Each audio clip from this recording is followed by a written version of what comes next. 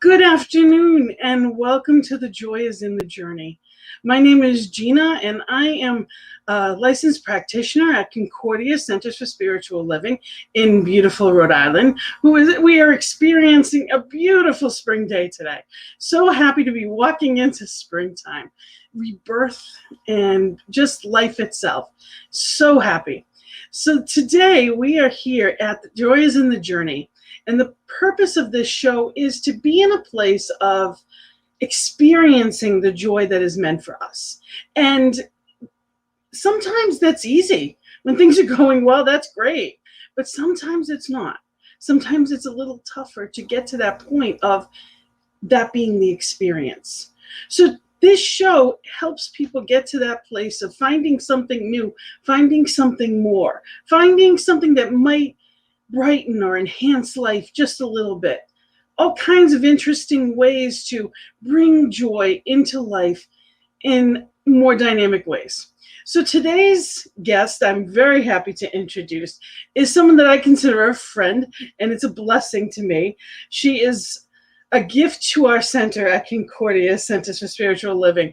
She has been with us for over a decade, but she has been the person that does all our administrative everything, God bless her. She definitely has done so much for so many.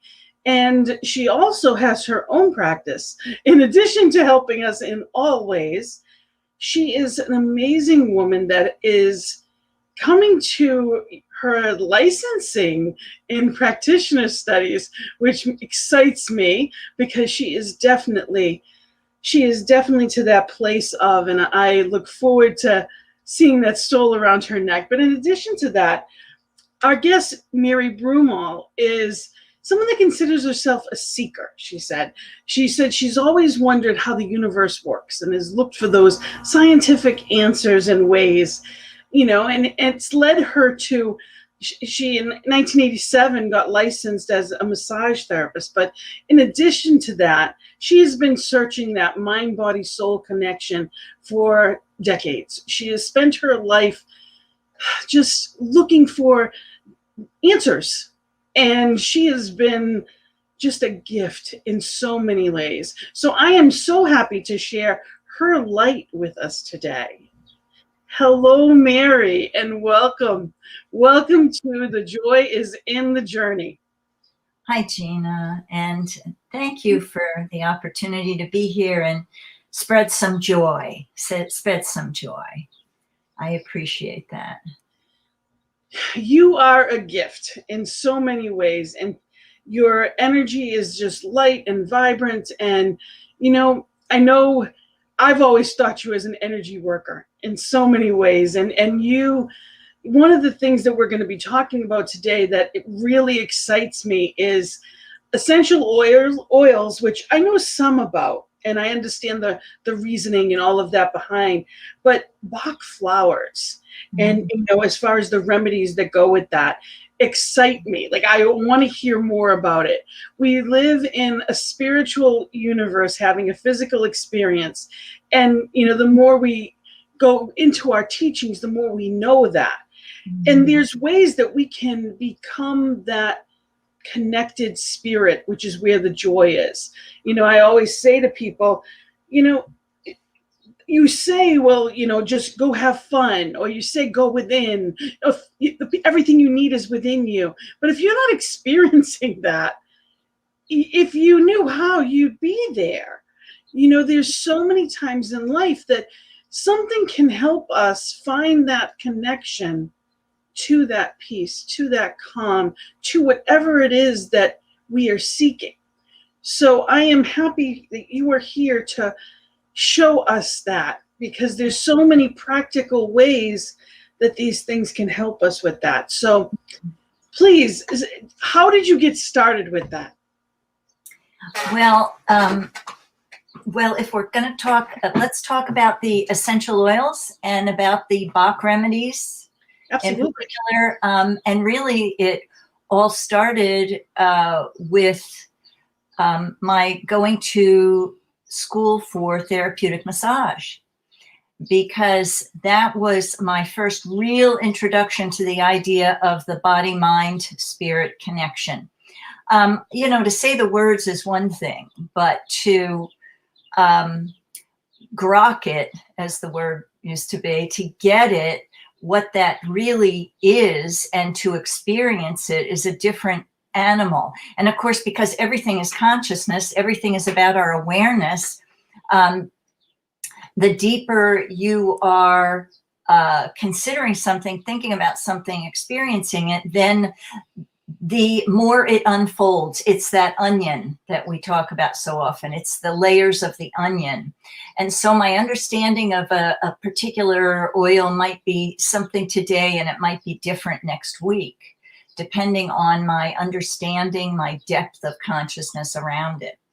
And really, awareness is probably the key to everything. Isn't it really the awareness? I mean, if you can go to any modality, you can go to a physical therapist, you can go to a doctor, you can go wherever you want, but and decide whether something works or doesn't work for you. But really, it's based on your consciousness and your awareness of it, and being aware of what you are aware of, being aware of what has your attention.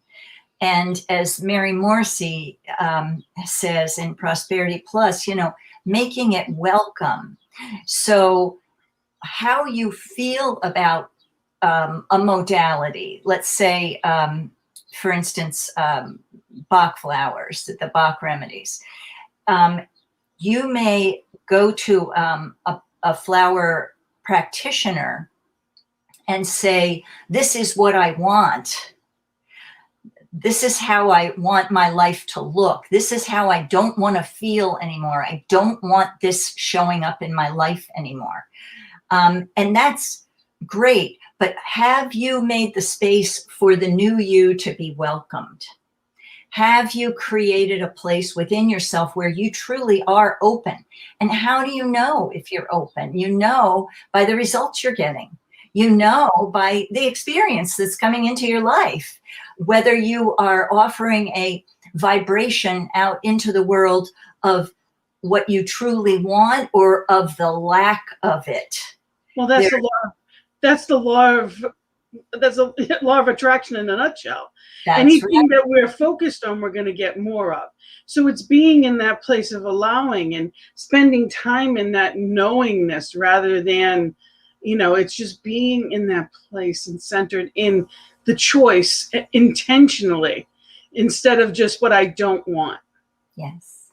Yes. And sometimes the what I don't want is so loud that we are kidding ourselves and thinking we're actually open to something new. But if we keep saying the same things over and over, thinking the same thoughts over and over, we're not making that space. In fact, I had a little quote here, if that's okay. Absolutely. From Abraham Hicks, which is work I've been involved with for about 25 years, and I adore that work. But as they say, it should only be talked about if the talking will make you feel better. It is of no value ever to activate and talk about something that doesn't feel good because it reactivates it in your vibration. It makes it another point of attraction. So you are less clear. You think you're clarifying it by explaining it to someone, and really, that's not the way the universe works, right? That's digging in deeper. I look at that like a car that's stuck in the mud, revving its tires. And when I tell you more and more and more and more about it, I'm revving those tires so that I'm deeper, deeper, deeper. But you don't understand, but you don't get it. And that's part of the practitioner work, is that people will come to us because I'm not invested in anybody's story. You know, I can know what's true about you because I have no investment in the otherwise. I can see the truth of you. I can experience that truth, and I can clear the path in that one mind. It's up to the individual to accept it. So I know, when I have people that are working with me and I go to a practitioner, because even practitioners need a practitioner, although we are our greatest practitioner, we should be for ourselves. But at the same time, when I am in a point of feeling stuck, then the answer isn't to keep doing it again and again. It's doing something different. So we always have that option of finding. It's almost like finding another route. Water always finds its way. And that's what we can do in consciousness. We can always find a way. And the gift in that too, I think, is when you look at all of the different ways, certain things speak to you more than others. There's different modalities. Energy work it's all energy work. That's the irony of it, which is why I love this background. It's all energy. Everything in life is, whether we're acknowledging it or not. We're physical because it's the vibration that we're at, as opposed to, but we know everything is energy. So like you said, when we're at a place of what I don't want, it's easy to get stuck there. And when we're in joy, everything else is easy. It's like being in the flow. When we're in the flow, everything is easy because we're not our own resistance. Mm-hmm. And the flow kind of being that a river, right? Mm. You're in the flow of the river. And when you have thoughts which aren't adding to the goodness of what you want, you're actually fighting the current. You're fighting the current. And downstream thought. I love that about their teachings. Am I going downstream? When it feels hard, I'm having an upstream thought. And it's a simple thing. If I'm feeling bad, if I am not happy, joyous, and free, I'm going in the wrong direction. It's so simple, yet it's out of practice in our society. We're not taught oftentimes to think about, how are you feeling? How is this registering? We're just existing. We're going through the motions. There's a difference between living in joy and existing. Yes, that's the truth. And also so what we've been talking about so far is kind of the mentality, the mentalness, the consciousness, that part. And to bring in the physicality, to bring in the anatomy and the physiology of this human experience, right? Where we are spiritual beings in a physical time-space reality. And so that has an effect on us, of course.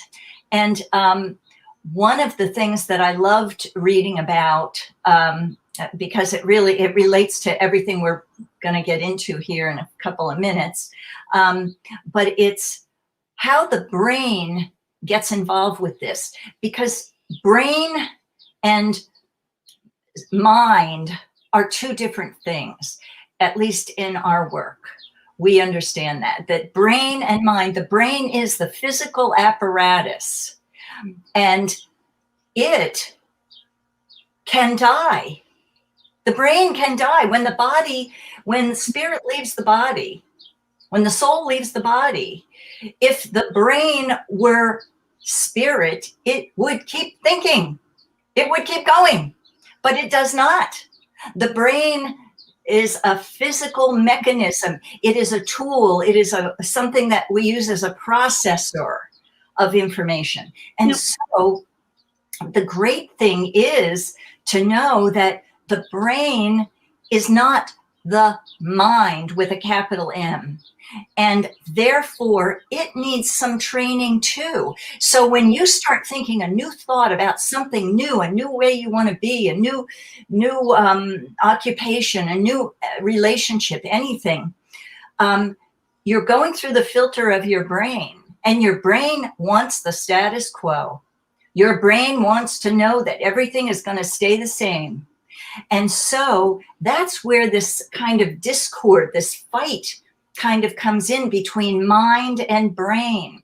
And there's actually a way to train the brain. And that is when you are being aware, when you're noticing what you are noticing, when you are making something new welcome. And this really helped me anyway, to know that there is actually a physical part of our brains in the brainstem that is a filter between the conscious and the subconscious. So much of who we are is subconscious. We aren't really necessarily always aware of the patterns that are going on under the surface. And this part of the brain is called the RAS, the reticular activating system. And you can look this up online. You can go to neurolinguistic programming and find it. There are many places you can find information about it. But the bottom line is this. This is how the RAS works. Say you are going to buy a new car. You need a new car. Hey, you don't need it. You want a new car, whatever. It's a new car. And so what you do is you start looking at cars and you decide, you know, I really like this make of a car. I really like this model. I like this color. The color is so important. I like this color of a car. I like the way the interior looks. You have these thoughts about what you want.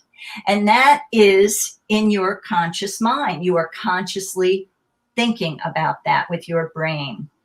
And the RAS, its job is to take that information from your conscious mind and filter it into the subconscious mind. The easiest time to do that is when you're sleeping, because you are really open then. You're not thinking, you are allowing the subconscious. And so now, all of a sudden, you've decided about the car you want, and everywhere you look is that car. You see that car everywhere. And the car was always there. There were always a lot of those cars. But now we're looking for it. Yes, and you're looking for it at a subconscious level. It's not even that you're thinking it. It's like you're just minding your own business, driving along, and all of a sudden you go, oh my God, there's another one of those cars. So the idea is to train the RAS to look for things that you do want. So when you have a nerve pattern running through the brain that says the same thing all the time, I'm not enough, I don't have, I have lack, I'm this, I'm whatever it is, that is what it's creating it. RAS is. Yeah, creating it. That's exactly right. So tell me, how does that relate to, bring us to the oils. I want to hear, how is it that these, these remedies. Okay. First of all, before you get into that, what is a Bach oil? Okay, I don't even know what that is. Start with that. Dr. Edward Bach was an MD physician in England in the 1800s and died in the early 1900s. Okay. And he left a thriving practice because he became so fascinated in the idea of plants as healers. Now, we know homeopathic medicine was around for a long time. The Bach remedies are different than a homeopathic remedy, but basically he studied certain flowers, particularly flowers, to find what they affected emotionally. Flowers actually work on a soul level, which you can't say to everybody because it sounds really woo-woo, but they are actually working at that depth of the soul, of the subconscious, of the God within you. And so they are very powerful healers. And he found, before he made his transition, he found 38 flowers total. And that's what I have right here. I have my 38, Bach flower remedies. And a bottle of Bach flower remedy looks like this. Oops. And there are many I'm going the wrong way.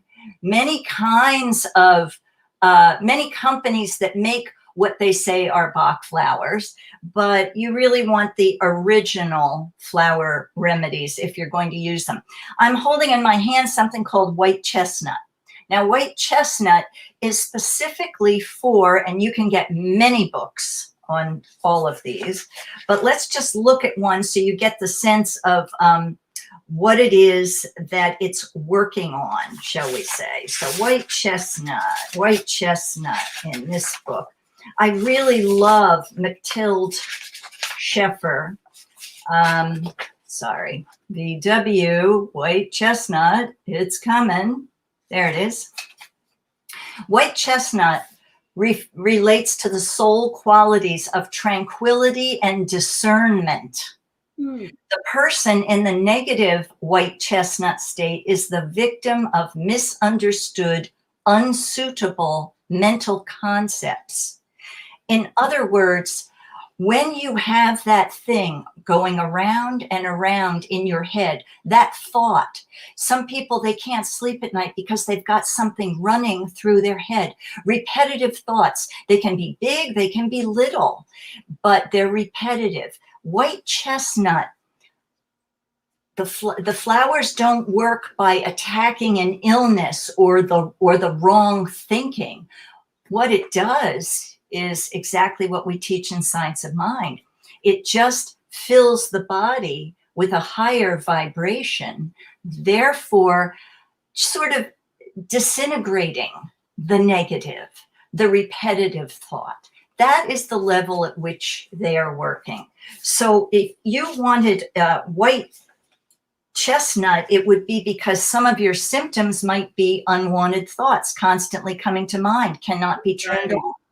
So anxiety. Worry or event that won't let go, gnawing at your mind. Again and again, thinks of what might be said or should have been said, right? A feeling that a phonograph record keeps jumping its groove, endlessly treads water mentally. So in other words, there are many, many books.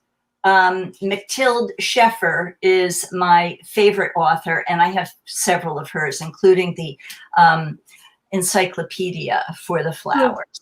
The gift of that is it gives an hold on one second. The gift of it, I know you're excited. I'm excited with you. But the gift of that is sometimes we don't have to figure out where it started. I love the thought of, that's one of the gifts of our treatment or spiritual, affirmative prayer, is that we don't have to go back to where it all started. We can just be peaceful and joyous now. So this is a tool, just like the different spiritual practices are tools. It's something that could enhance life in a different way. And I know for some people, this may seem, woo-woo or out there, but at the same time, we also know there are people that can smell chicken soup and think of their grandmother. There are people that smell a certain perfume and think of a family member. Mm-hmm. So we know that there's certain smells that remind us of comforting things. This is no different from that, only it's on a physical level, but on a subconscious what the body needs. Mm-hmm. So we don't necessarily, we don't consciously think all the time of what we need, but there may be times where we're craving something because our body needs salt. Mm-hmm. We'll say, I could really go for, and it's because our body really does need that thing. Okay. So there's times our body gives us those little those nudges to say, and anxiety is one of those things. There's something going on that we need to kind of soothe, just like if we had a sunburn, we'd put like aloe vera on it, or we'd put something on it to soothe that. It's the same thing with the body, only we can do that in different ways. And one of those ways can be these oils. Yes, and they do work on the energetic level. And I'm glad you said something. It tweaked my memory about this. First of all, smells. Smells, the reason it takes you to a memory is because that faculty is also located in the brain stem. It is part of the oldest part of our brain, the limbic system. And you're absolutely right. The sense of smell is the oldest of the 5 senses that we have for our physical bodies. And it is a very, very powerful one. So, and the other thing you said about, when you're thinking about something over and over and looking for the cause, the why, well, of course, the issue with that is that by trying to figure out the why, you are keeping that vibration active. You're Yes. keeping it active. You keep reactivating it every time you're going, yeah, but why do I think that way? Yeah, I know I could think different, but why do I think that way? Oh, stop. Just stop it. Stop that. Get out of the mud. Just get out of the mud. We don't need to stay there, okay? And That's yes, no mud, no lotus, but you know what? We can just enjoy the lotus. We don't have to dive into the mud, right? So it's learning that we get the opportunity to do things differently. Yes. And that's one of the things that I love to bring out to people, is to really show, that it doesn't have to just be one way. There's things that when we talk about the mind-body connection, the gift in that is there's such healing when we are in tune with that. I wasn't raised to know anything about that. I grew up inner city Boston. Meditation, when I started, was painful. It was 3 minutes with an egg timer, and it was excruciating. So for me, all of this was all new. And as I've come to learn different aspects of energy healing and different aspects of even everything from precious stones. There are stones that create vibrations. There are scents that do the same thing. So I don't need to change my whole life. I need to change myself in the moment, because all of our power is now. And, sometimes we get caught up. I know I can get caught up in that concept of, that might take care of this moment, but what about tomorrow? And the truth is, we never have to worry about tomorrow. As long as I'm in the right direction today, tomorrow is better. Yes. That's the way it works, because we're going in the right direction. You're not going to go the wrong way when you're in the right direction. But when I'm overwhelmed or I'm feeling anxiety and I'm constantly going circles, and, a friend of mine calls it rotisserie head, that you keep going around and round and round, or monkey mind, or there's all kinds of things that people, but the bottom line is, we don't have to be stuck ever. We always get, I had something happen this week, and one of my go-to, character defects, as I would call it, or struggles with that, is self-righteous indignation. Just because I'm right doesn't mean I'm not crazy. Now, if something's robbing me of my peace and I'm allowing it to continue to rob me, then I'm crazy. It's like, what are you doing? It has nothing to do with being right or wrong. It's simply about, what do I choose to have in my experience now? So Right. I would love for you can you share some of your favorites, some of the ones that you use, or any combinations? Yes, I do use white chestnut because I am one of those people. Also, something like fear. Fear is a big topic, right? And certainly it's been active, especially this last year. Yeah. Fear of all kinds of stuff. But it's getting to know, what kind of fear is it? So mimulus is a flower that is for a known fear. You know what it is you are afraid of. Then aspen is for an unknown fear, something that is working under the surface, something that you just have this funny, creepy feeling about, you're fearful about, but you can't put your finger on exactly what it is.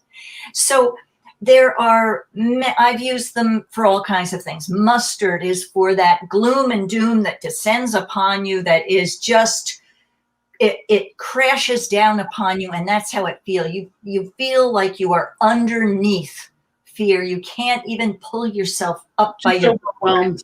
That's right. Scleranthus, for when you are you're not sure. You have a couple choices here, and you're just not sure which way to go. Why, I could go this way or that way, this way or that way. I've never even heard of most of these. Yeah, I know. Isn't that fun? Isn't it fun? Clematis, chestnut bud, cherry plum, beech, agrimony for the person who has a very hard time being authentic with other people. They feel like they need to have a certain persona. And I know that we all do this to some degree, but I'm talking about the person who is actually in pain because they cannot allow themselves to come forth as an authentic person. They can't say no. They can't speak their mind. They don't ever want to rock the boat.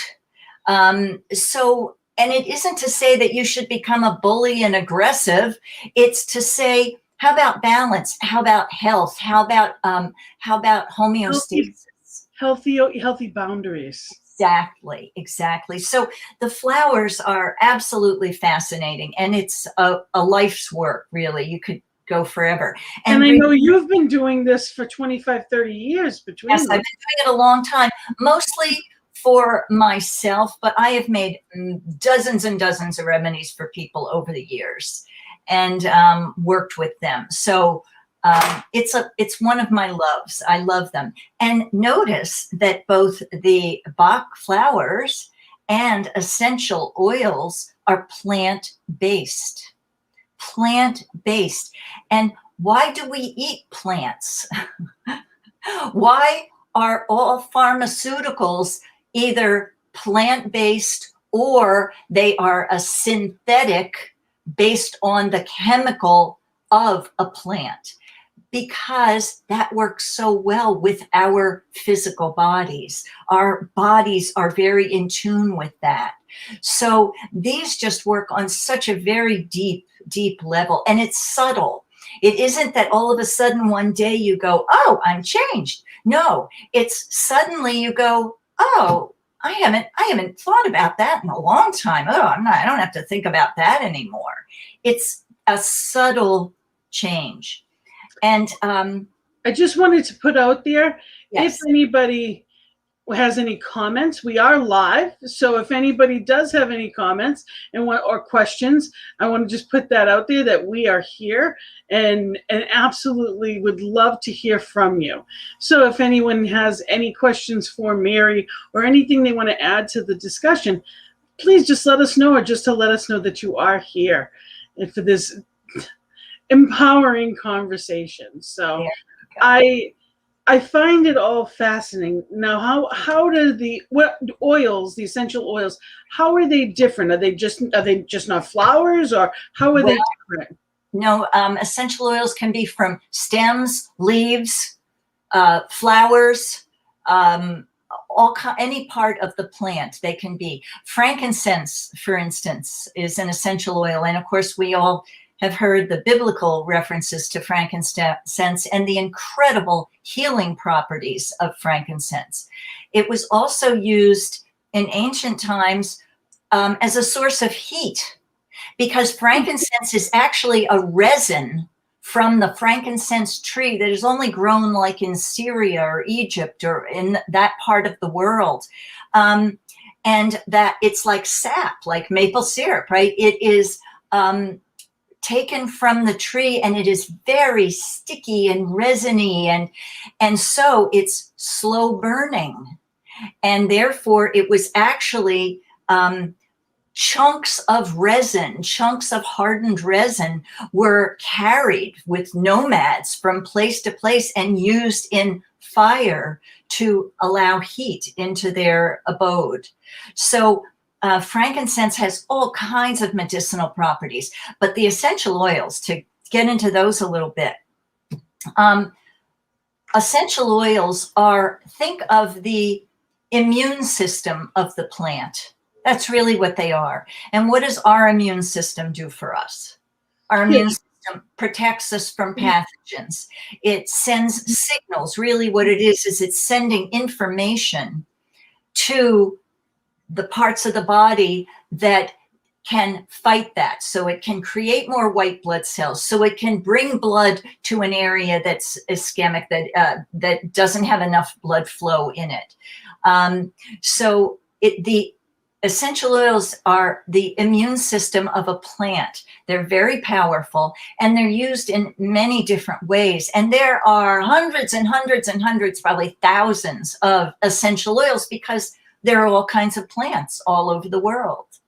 I always love when we have any of our ceremonies outside, or even a cookout, you'll bring your homemade bug spray that smells wonderful. That smells wonderful, and everybody's misting up, and it's safe and it's healthy.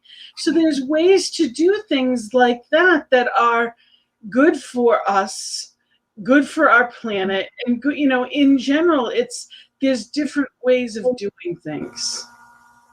Yes, and that's a very good point, Gina. And to know that all essential oils are not created equal. Mm. Because for the perfume industry, the essential oils, many are extracted from the plant using petrochemicals. And you do not want to, the skin it's the largest organ of the body. Your skin is actually an organ of the body and is a living, breathing thing. And anything that you put on your skin is absorbed into your body and into your bloodstream. So you need to be thinking, what am I using on my body? Not just taking ingested. If you're using perfume, just know that I can't tell you what's in that, but I can tell you this. It's probably not a high grade essential oil because it doesn't need to be for the perfume industry. And I'm not saying anything against perfume, but what I am saying is I use a very high grade essential oil. There are several companies that produce very good high grade essential oils, and I can use them internally. Oregano, there's an essential oil. The essential oil of oregano is actually one of the strongest antiviral, antibacterial, antifungal, antiseptic oils that you can find anywhere. So oregano is very good for you, but when you're using the essential oil oregano, wow, you put some in a capsule. You can buy vegetable capsules empty, put a drop or two in and ingest it for it to go throughout your body. But one of the very best ways to apply essential oils is to use it topically, to just use it topically. Your skin, the largest organ in your body, will absorb that oil. And think of the intelligence of plants. We're just really scratching the surface of that. But when we're talking about the Bach remedies or essential oils, they are living beings, so to speak, and they know where to go. They know what area they're needed when you dispense them. So you can use some oils neat, which means just plain the way they are. I would never use oregano oil neat because it's called a hot oil. And you'll feel red, you'll feel burning, you'll feel and just to say this right here and now, if you ever put on any kind of an essential oil on your body and you have a reaction to it of any kind, all you do is take any oil, olive oil, sunflower seed oil, grapeseed oil, any oil, I don't care, whatever you have in the kitchen, and you put a few drops on that spot where you have the reaction, and it will dissipate. You don't use water. You know how when you eat Mexican food, water and oil don't mix. See, and well, true. And that's right. It doesn't draw it out. It doesn't draw it out. And when you eat Mexican food, they say, if you've got a really hot pepper in your mouth and you want to get rid of that heat, you drink a milk. You don't drink water. Water exacerbates it. Same with the oils. I only know that actually. I know that from an Indian food. I'd gone for Indian food one time, and it just I'm a wimp when it comes to anything hot. So yes, me too. They had the yogurt drinks. They had, so I had to. Yeah, see, and that will help. That'll soothe it right away.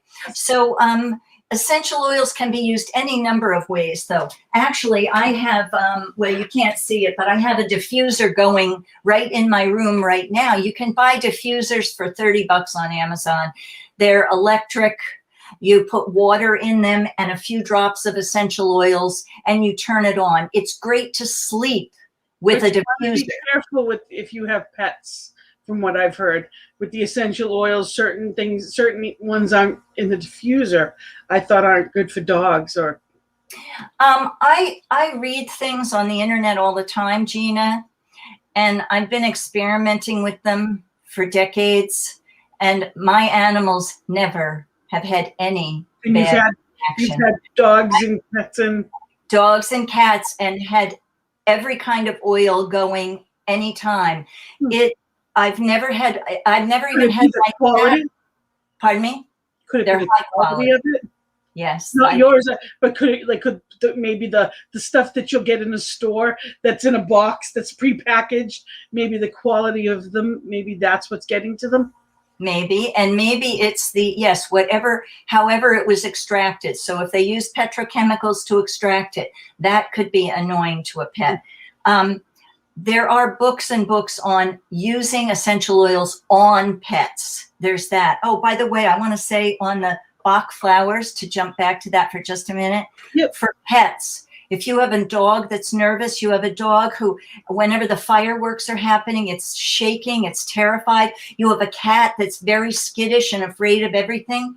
You just get some Rescue Remedy, it's called. That's got 5 Bach flowers in it. It is on almost every shelf. You can find it in pharmacies. You can find it at Whole Foods. You can find it anywhere. And the one they make for pets does not even have a tiny bit of alcohol to preserve the water that's in there. So all you do is put a drop in their water and they will drink it. I have found pets love Bach flowers. They know that it is for them. They get that it's pure and good. And I've found the same thing with the essential oils. They know. So anyway, there's so much I could say, but blah, blah, blah. Let me get back to essential oils. So the immune system of the plant, the essential oils, and the thing is, you can diffuse it. You can get yourself a diffuser and use that. A great time to diffuse is when you're sleeping. And almost all of these diffusers have a timer. So you can set it for 2 hours, 4 hours, 8 hours, and they automatically shut off.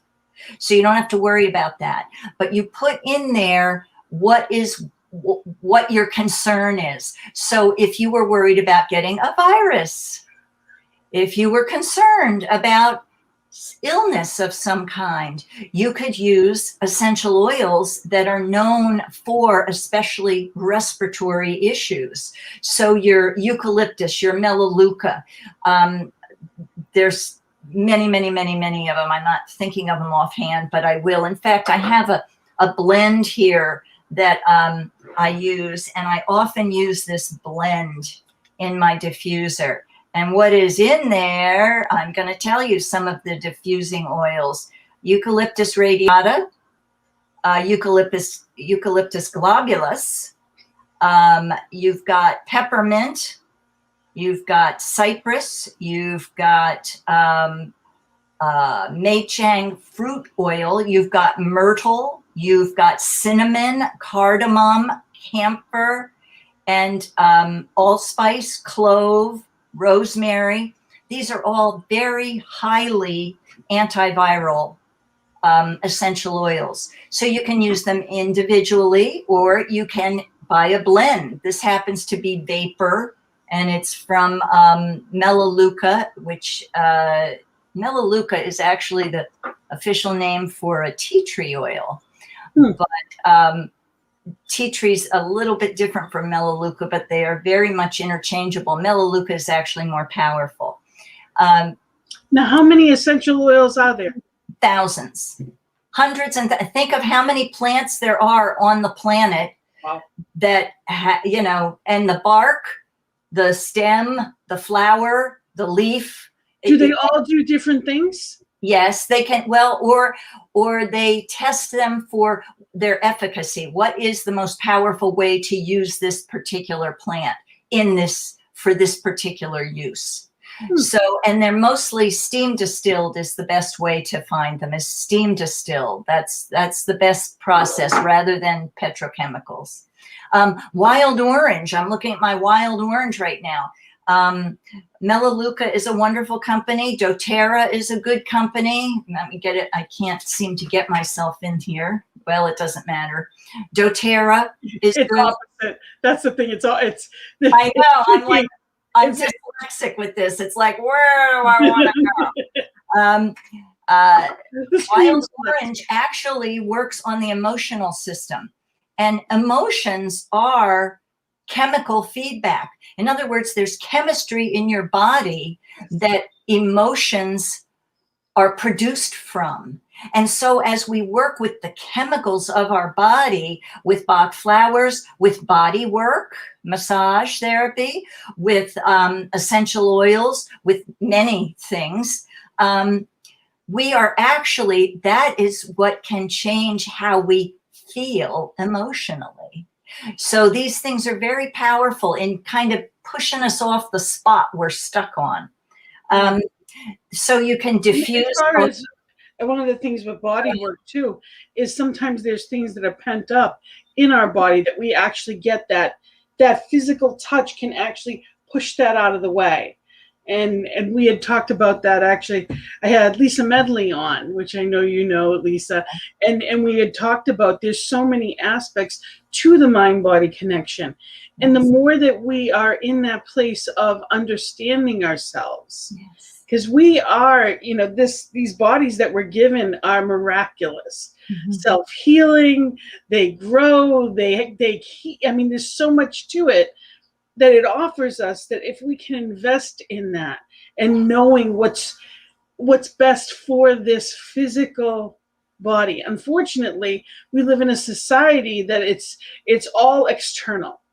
Everything is external, and we think, you know, unfortunately, it tends to be more about what we see or how someone looks or getting more done. You know, I always say it as bigger, better, faster, more. You know, it's the external stuff, but it's how we experience life, which is what matters. And there's, you know, it's not about a price tag. It's not about quantifying something's worth. Everything in life is experienced differently when we take the time to become aware. You know, we started by talking about consciousness, and as we, you know, wind down, because time flies, I mean, as we wind down, I mean, really, that's what it comes down to. We are in this place of what do we choose to be aware of? You know, and I mean, I'm sure you've given workshops, I'm sure you've taken courses that are, you know, years long, and people study this for a lifetime. And at the same time, you know, we try to offer people just these little blips of things that we might find, you know, interesting. Something that we might find that might bring us to that place of awareness or wake us up just a little bit. And when you think about it, if you can get something like an essential oil or a Bach remedy, and it can stop the crazy rotisserie mind, and you can get a better night's sleep, just that extends the quality of your life so much more, because then we're fully present. And we live in a society that often ends up doing that. Everything is so big and so busy and so rushed that we're missing the forest for the trees. For me, because we know disease is dis-ease, we know that. And the more that, you know, for me, it was just my life was always that chaos, constant. And my body gave out. And that's what really happened when I couldn't do any more. And I had to go to a doctor and say, something's wrong. I know me, I know my body, something's wrong. And there were over a dozen tumors in my kidneys. That's when I finally said, okay, I can't do it. I couldn't. And you know, the world spun without me. Everything still went on without me trying to hold it up. So the awareness that I got from that, I mean, it was a horrible experience to go through, you know, and it certainly is not the way that I would choose to have people become aware. That's why this show is here. Joy is in the journey, because it's about being in that place of understanding that today is what's important. It's not when I get there and that destination happiness. It's how I get there that matters. Because, I may not even choose to go there if I'm aware enough. That's right. What's the most important thing in my life? And we don't often ask ourselves that. You can ask people that, and they may say their children, and they may say, their loved ones. They may say all kinds of different things. But the truth is, am I living that way? Am I putting a priority on myself? Because we know self-care is absolutely the priority. It's the oxygen mask. Yes. That if we don't take care of us, we have nothing to give. Yet we're not raised in our society for that. And I know, I was raised Italian, in an Italian family that, you took care of everybody else. That was what I was taught. So we now get the opportunity with shows like this to tell people there's simple things that we can do to enjoy life more. Yes, that's right. And really, it doesn't have to be about making the big change. It can be making simply a change in thought, simply a change in, I caught myself thinking this, but I'd rather think that. Yes. And getting that habit, that neural pathway in your brain deeper and make it more of a rut like the other thought was. And it will take over, and you will realize where you want to be. In fact, I love this quote from Joe Dispenza. Dr. Joe Dispenza is amazing. His book, Breaking the Habit of Being Yourself, or Becoming Supernatural. Oh, just fabulous science-based information. But he says, thoughts are the vocabulary of the brain, and feelings are the vocabulary of the body.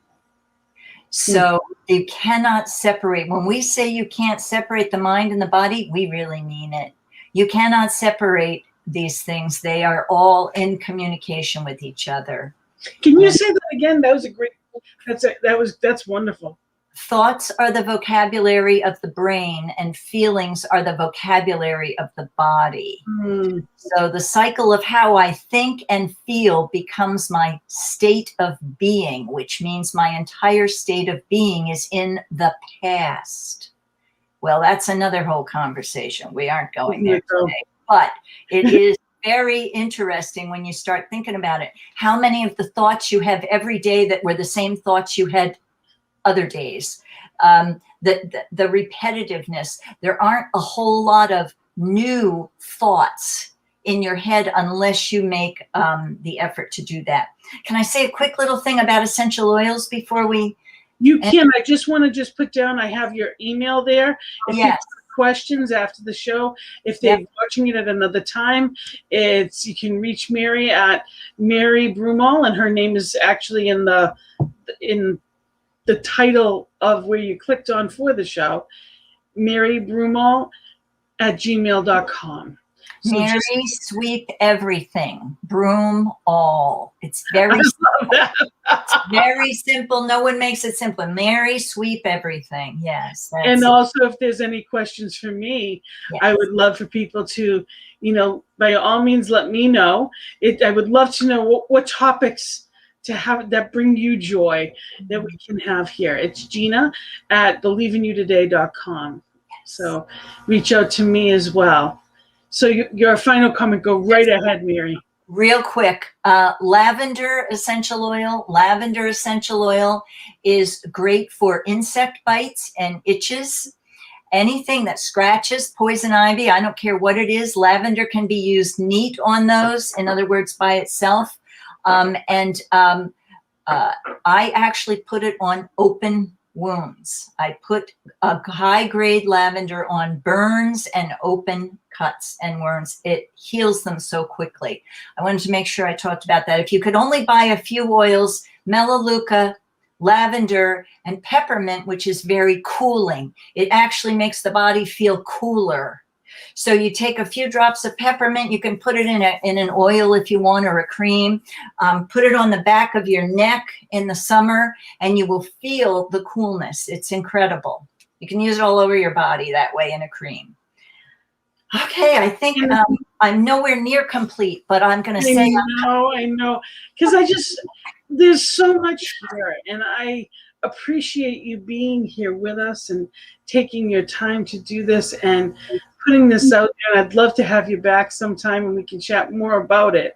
I'd love to talk more about the practical applications of it, because even like lavender you were talking about, that's also very soothing and calming. Yes, it is. That helps with anxiety. So there's so many different practical uses of something that's healthy, you know, and it's easy to find, and people can look them up online, and they can, you know, just look into whether it's books or whether it's just online. There's a lot of information, and just making sure that they're getting it from a good source, that it is actually pure, like you said. And what were the names you said again? Well, there's doTERRA, there's Melaleuca, a company called Melaleuca, Melaleuca, Melaleuca, and there are Wisdom of the Earth is an excellent one. I think Rocky Mountain is another good brand name. So there are several oils that are what you might read therapeutic grade, or at least if they have a third-party tester, someone who is a company who is testing their products that is not their company. It is an independent source for all the sesquiterpenes and the monoterpenes and the different constituents chemically, then it's probably a good company if they are using an outside source. Okay, because I'm not sure how but the names that you gave are good ones to look up and to go by as well. Yes. So just to be mindful of where you're getting them, and you know what, you know, because it's important, just like anything else. It's the quality that you get. You don't want to be trying to do something good for yourself, pick it up, you know, at the dollar store, and it has nothing but chemicals in it anyway. So it's being mindful of, you know, where and what you're getting as well. Yeah. So I am really appreciative, and I have time I want to ask you one more question unrelated to the oils. Practitioner studies. For those of you that don't know, practitioners, the path of practitioners, you're talking about tremendous commitment. You're talking well over 300 hours of class time alone, let alone study and all that goes with it, and the service and everything else. But just class time, it's that. But I am wondering, as you're coming to this place of, and I'm excited and knowing that, you know, you and your class it's just going to be ease and grace throughout. How are you feeling about it all? I'm excited about it, Gina. I'm excited about it. I'm not sure exactly where I'll go from there. I know I'll be in service of some kind, and I'll certainly be at Concordia serving. I have some, it's been such a great experience. You know, I feel like I've done so much inner work over the decades, a lot of inner work. I mean, I'm old. I've been here a long time, you know. I've been doing a lot of work for a long, long time. Oh, you're more spry than most people I know, Mary. But but year one of the practitioner training was a deep dive inward. It's called Inward Journey. And wow, that just, the onion peeled and peeled and peeled. And I would just recommend taking, any of the Science of Mind courses. They are so rewarding, personally rewarding for any of them. So this 2 years of practitioner training is coming to an end. I only have 8 weeks left and then the big exam. So I am complete and I'm excited. And it's really been, and what a wonderful class you have. And Reverend Allen has been so wonderful with the, our practitioner corps. For those of you that are listening that are new to Centers for Spiritual Living, there's so many classes. They're amazing. For those of you that are already on your path, keep going, because the gift of new thought is just that, the new thought. So the more we're as we're living and existing, our minds want that new thought, and we keep, the more we give it, the more we create the life that we choose. So it is so important to be in that place and nourish ourselves from the inside out and from the outside in, as with the oils and what we give ourselves as far as to read and our practices. It all works together, and it is a gift to be in this place of being able to suggest things to people that have never seen them before, so they can learn a little bit more about it. So thank you for being here with us, Mary. I greatly appreciate it. We'll have to have you come back again soon and share a little bit more about it.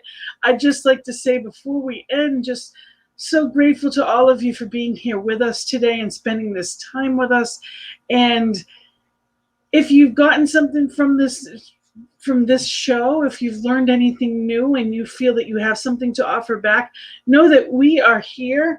We have so much here that we offer, and it's all free. And it's also that, especially new people, it gives people an opportunity to be nourished spiritually and opened in so many ways. So if you can have anything to give back, if you'd like to call it tithes or a donation, ntmedia.org. You can go to, or there's always a link at the bottom of where you clicked on, whether it be on Facebook or YouTube. You can get some more information right there. But thank you for allowing us to be in your living room or wherever you may be, and helping us to be somewhere else as well, bringing this to new people along the way. So if you can, let us tell people about us. Let us know let them know that we're here. I want to just share Saturday mornings. On Saturday mornings, we have the Science of Mind Spirit lecture series. And there's always wonderful ministers and wonderful messages.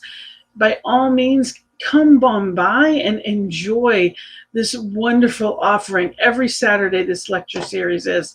And mind the 10% of your conscious mind. Our very own Jersey girl, she's absolutely incredible. You know, we had her at Concordia, and when I tell you, Reverend Michelle, she's done so many wonderful topics, but this particular one is 2 Saturdays. And this workshop, which is 11 to 1 on Mountain Time, 1 to 3, this Saturday and next Saturday. If you're available for it, please take a look at it. Go on ntmedia.org and get some more information on it, because she is incredible. And every penny of this is going to upgrades for the network. So we would love for you to, participate, learn something new about yourself and in general. And again, my other show is the Peace Circle. So if you can join us on Monday nights, it's another way to find your way to peace. Just like this is finding your way to joy, Peace Circle on Monday nights, 4 p.m. Mountain Time, 6 p.m. Eastern Time, is a way to find your way to peace and being that change that you wish to see in the world. There's schedules, there's everything right online. So take a look at the website, and thank you so much for being here. It is a gift to be here with you. I wish you all of the blessings and love, and namaste.